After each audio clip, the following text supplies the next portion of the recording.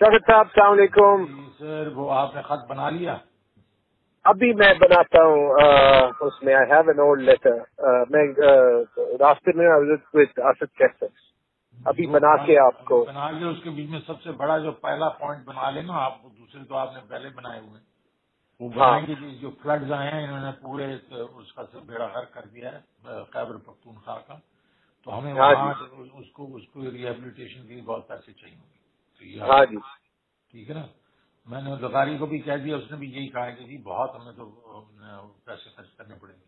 ویسے it's black mailing tactic. پیسے تو کسی نے ویسے ہی نہیں چھوڑنے, میں نے تو نہیں چھوڑنے. آئی ڈونٹ نو لغاری نے چھوڑنے تو اس سے بھی نہیں چھڑوائیں گے نا آج. لیکن ہم نے کرنا یہ ہے نا کہ آج یہ خط لکھ کے اور وہ جو آئی ایم ایف والی جو ایسٹر ہے اس کو کاپی بھیج دیں گے نا, تاکہ یہ ہے کہ پتہ تو چلے ان سالوں کو کہ ایکچولی ہمارے سے عام ٹوسٹنگ کر کے جو پیسے رکھوا رہے تھے وہ پیسے ہوں گے نہیں. ٹھیک ہے نا.